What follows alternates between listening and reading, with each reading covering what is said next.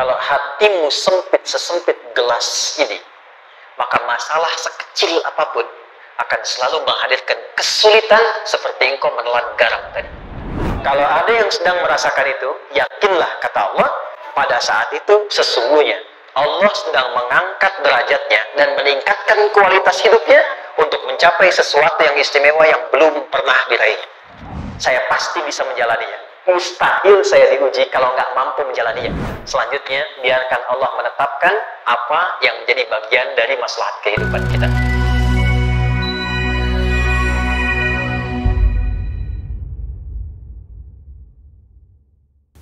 Ini apa? Kelas ya? Baik. Pelan-pelan sedikit. Kira-kira volumenya besar kecil? Kecil ya? Baik. Kalau saya bandingkan dengan gayung, volumenya besar mana? Gayung ya? Baik. Kalau ini saya perlebar, sehingga bisa memasukkan apapun ke dalamnya, itu bahasa Arabnya disebut dengan insyirah namanya. Jelas? Meluaskan sesuatu sehingga terlihat lapang, sehingga memudahkan setiap hal masuk ke dalamnya. Itu insyirah namanya. Surah ini diberi nama dengan surah Al-Insyirah, yang berarti sesuatu yang lapang, yang tenang, yang nyaman. Yang diharapkan dengan keadaan hati yang lapang, nyaman, tenang itu, segala persoalan yang dihadapi dalam kehidupan akan mudah diterima dan tidak berdampak besar dalam menyikapinya. Maka bagaimana kemudian Allah memberikan turunan-turunan petunjuk supaya apa yang diharapkan ini bisa tercapai? Satu, izin mengilustrasikan, saya kasih cerita sebentar. Ada seorang anak muda, kisah ini sangat viral, hampir setiap kita bisa mendapatinya. Datang kepada seorang kakek tua di sisi danau yang jernih sekali airnya. Dia berkeluh kesah tentang persoalannya. Dia katakan, saya punya masalah begini. Berat sekali terasanya. Kakek itu kemudian permisi, dia hanya membawa 2 genggam garam. Kemudian beliau bawa 1 gelas, ilustrasinya seperti ini. Dimasukkanlah kemudian garam itu ke gelas itu. Lalu diambil 1 gelas air yang jernih tadi, dengan garam segenggam. Kata beliau, minum. Pemuda itu mengatakan, wah, asin, minum aja dulu. Lalu ketika diminum, langsung ditumpahkan. Dia muntahkan, asin katanya. Lalu setelah itu kakek yang tadi melepaskan segenggam sisanya, dilempar ke danau tadi yang luas, lalu diambil lagi dengan gelas yang sama. Sekarang minum. Bagaimana rasanya? Segar, enak, nyaman. Itulah hatimu. Kalau hatimu sempit sesempit gelas ini, maka masalah sekecil apapun akan selalu menghadirkan kesulitan seperti engkau menelan garam tadi. Tapi kalau hatimu luas, sebesar apapun masalah, tidak akan pernah berdampak pada dirimu kecuali engkau mampu menyusun rencana untuk mengatasinya. Kelapangan hati yang membuat diri kita mampu menerima persoalan apapun, itu yang disebut dengan insyirah. Makanya dulu tahun 90-an ada sinetron Hati Seluas Samudra gitu ya. Saya pernah tahu itu. Sama anaknya diapa-apain juga, oh masih aja ya menerima gitu. Dulu siapa ya? Jeremy Thomas dan lain-lain ya. Saya kira ada itu. Ya, saya kira itu ya. Saya pernah lihat sejenak ya. Saya jarang-jarang nonton gitu. Pernah lihat aja. Perhatikan baik-baik. 1, saya agak cepat. Ini ditafsir langsung turun Al-Insyirah. Yang pertama, alam nashrah laka sadrak wa wada'na anka wizrak alladhi anqadha dhahrak. Tahan sampai sini dulu, 3 ayat. Saya mulai dari ayat kedua dan ketiga. Perhatikan baik-baik. Wa wada'na anka wizrak alladhi anqadha dhahrak. Artinya apa? Artinya satu beban yang diletakkan di pundak yang berpengaruh kepada semua bagian tubuh. Kita pernah melakukan atau melihat yang angkat beban ya? Beban kan semakin berat diangkat, semakin terasa ke bagian tubuh ya, ke semuanya. Nah, itu namanya wizrak alladzi anqadha dhahrak. Beban yang dipikul yang berat sekali sampai semua merasa. Makanya jadi satu ungkapan dengan mengatakan dia sedang memikul beban yang sangat berat. Sampai kepalanya pusing, tidur nggak nyaman, miring kanan, miring kiri. Itu namanya ya alladzi anqadha dhahrak. 1. Saya percepat, akan ada satu masa dalam hidup setiap hamba merasakan satu persoalan yang seakan-akan beban berat yang dipikul sampai merasa kesulitan dari ujung kepala sampai ujung kaki. Siapapun itu. Jujur ya, setiap kita tanyakan pada diri sendiri. Setiap kita yang ada di sini, saya yakin pasti pernah atau bahkan akan mengalami satu peristiwa yang merasakan beban berat sampai seakan-akan ujung kepala sampai ujung kaki merasakan sakitnya. Ada yang sudah mengalami atau bahkan nanti akan ada yang melalui. Perhatikan baik-baik. Teruskan ayatnya. Wa rafa'na laka. Perhatikan. Kalau ada yang sedang merasakan itu, yakinlah kata Allah, pada saat itu sesungguhnya Allah sedang mengangkat derajatnya dan meningkatkan kualitas hidupnya untuk mencapai sesuatu yang istimewa yang belum pernah diraihnya. Dari sini kita buat persamaan. Ujian. Tadi kan? Berbanding lurus dengan harapan. Banding lurus dengan solusi nanti pada akhirnya. Fokus. Lulus di sini, insya Allah setiap persoalan akan lebih mudah untuk diatasi. Ujian, seberat apapun yang sedang kita alami, tidak akan pernah diberikan kepada kita oleh Allah, kecuali ternyata hikmahnya untuk mengabulkan harapan-harapan besar yang sebetulnya kita mintakan. Jujur ya, setiap kita kan sering punya permohonan ya, sering berdoa ya, ya Allah minta ini, minta itu, minta ini, minta itu, gitu kan? Nah, cara Allah mengabulkan harapan kita itu, yang pertama, jalurnya lewat ujian. Karena semua kesuksesan itu, desain dasarnya adalah melewati ujian. Coba, anak-anak kita yang sedang sekolah itu, apa mungkin diwisuda dengan penuh kebahagiaan kalau nggak mengalami ujian? Lewat ujian dulu kan? Dia belajar dulu, ujian dulu, ngatasin soal dulu, lulus, baru wisuda. Apakah mungkin akan dapat IPK 4 yang diharapkan kalau tidak mengalami ujian? Belajar dulu, ya kan? Ada waktu, sempat dia bangun malam, siang, dan seterusnya belajar, keringat dan sebagainya, baru bahagia kan? Dan ternyata belajar itu untuk diwisuda. Sebab kalau kita tidak belajar, mustahil dapat wisuda. Kalau tidak lewat ujian, mustahil dapat ijazah.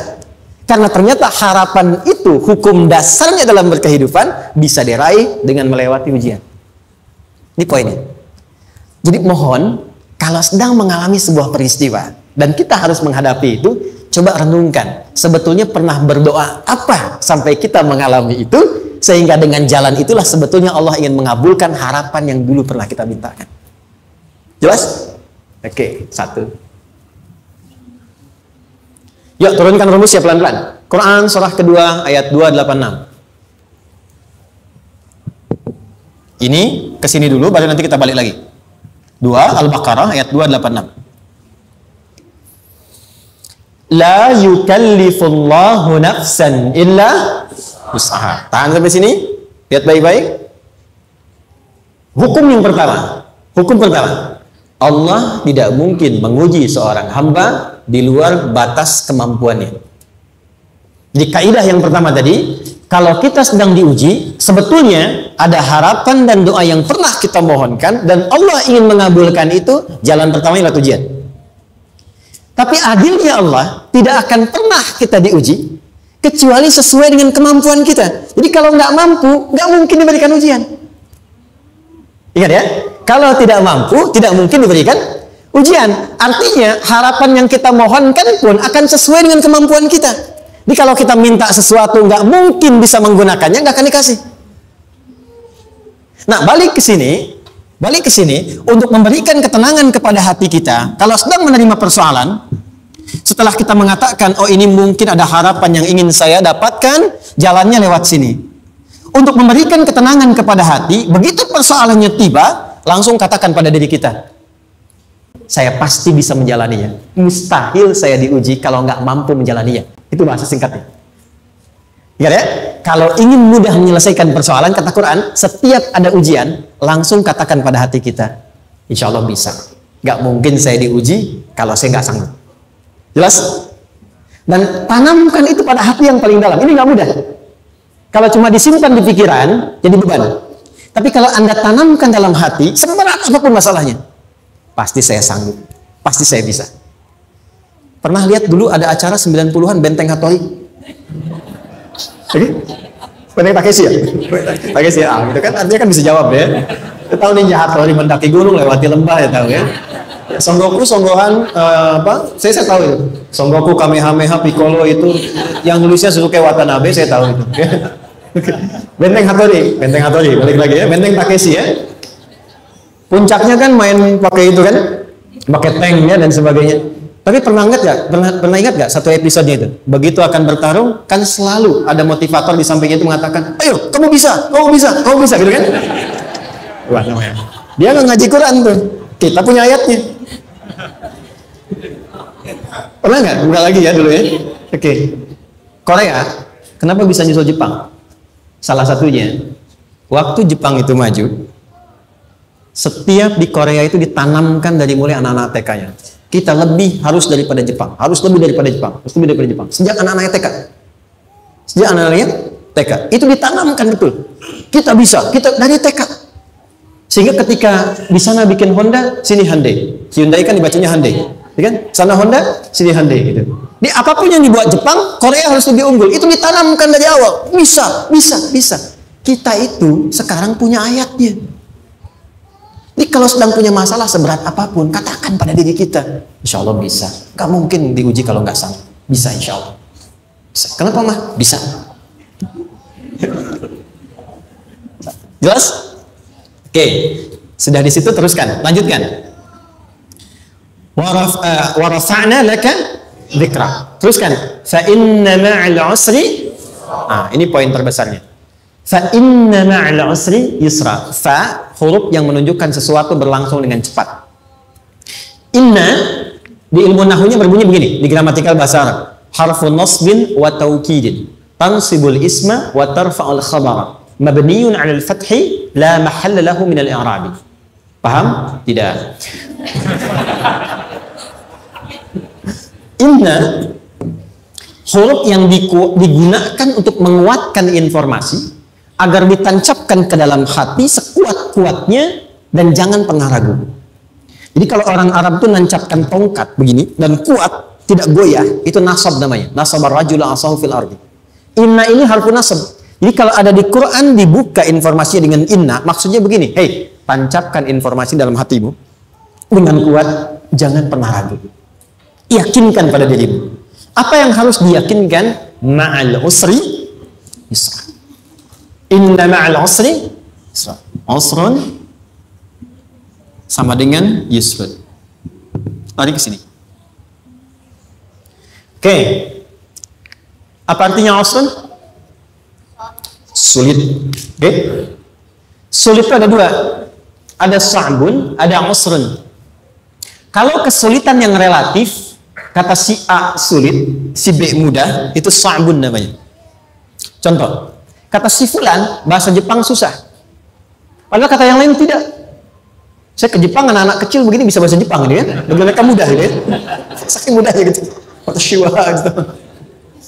Anak-anak kecil, bagi mereka mudah, bagi kita belum tentu. Itu sa'bun. Inna lughatal yamaniyah sa'bah. Relatif. Tapi kalau kesulitan yang sifatnya mutlak, semua orang mengatakan sulit. Maaf, bawa mobil, sulit atau mudah? Bukan mengendarai ya, bawa mobil, bawa. Sulit ya? Sulit ya? Baik, sepakat sulit semuanya. Nah, itu dalam bahasa Arab dikenal dengan usrun. Kesulitan yang semua sepakat bahwa itu susah.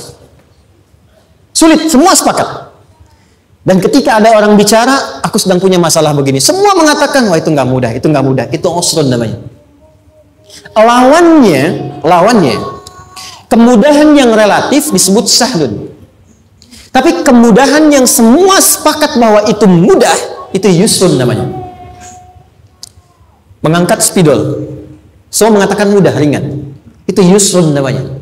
Perhatikan, Allah tidak memasangkan sa'bun dengan sahlun, tapi memasangkan usrun dengan yusrun. Orang-orang yang punya keyakinan kuat, setiap persoalan itu akan selesai. Dan dia mengatakan pada dirinya, aku bisa melewatinya. Maka, perhatikan kalimat kata Quran. Inna ma'al usri yusran. Sesulit apapun masalah yang sedang dia alami, maka Allah akan datangkan solusi semudah-mudahnya yang bisa dia nikmati. Dengan kata lain, kalau kita bawa ke bahasa psikologi, kalau sedang menghadapi persoalan seberat apapun, selain kita mengatakan ini pasti bisa saya lalui, saya insya Allah sanggup mengatasinya, katakan pada diri kita, ini pasti selesai. Pasti ada solusinya, pasti mudah. Katakan, walaupun memang solusinya belum datang, tapi tenangkan pada diri kita dengan mengatakan, inna ma'al usri yusra. Bahasa psikologinya, katakan pada diri kita, ini pasti selesai. Gak mungkin gak selesai, pasti ada solusinya, pasti mudah. Itu lebih memberikan harapan pada diri kita untuk menuntaskan persoalan dibandingkan dengan meratapinya. Jelas? Teruskan. Fa inna ma'al usri. Kalau masih ragu kata Allah, katakan lagi sekali lagi. Sampai hati kita merasa nyaman. Jadi kalau sedang punya persoalan seberat apapun, tanamkan pada diri kita, pasti selesai. Belum nampak, insya Allah pasti selesai. Gak mungkin diuji kalau nggak ada solusi. Itu lebih memberikan harapan. Setelah itu, fa'idha faraghta, mitigasi masalahnya. Mitigasi persoalannya. Tuliskan. Ini masalahnya apa? Rumah tangga. Apa saja misalnya, dia ada suami, ada istri, ada anak-anak. Masalah ada di mana? Kadang-kadang menangnya jadi kusut karena satu-satu nggak segera diselesaikan. Maka kata Al-Quran, fa'idha faraghta. Satu-satu mitigasi dulu. Satu masalah di sini, lihat di suami, lihat di istri. Kalau pekerjaan, masalahnya apa? Sebelum bercabang kemana-mana, petakan. Apakah rekanannya? Apakah relasinya? Apakah kemampuannya? Apakah manajerialnya? Apakah marketingnya? Mitigasi, kotaki semua, selesaikan satu-satu. Setelah itu, apa yang dilakukan? Wa ila rabbika, tawakal sepenuhnya kepada Allah untuk menentukan hasilnya. Tawakal itu yang paling mahal.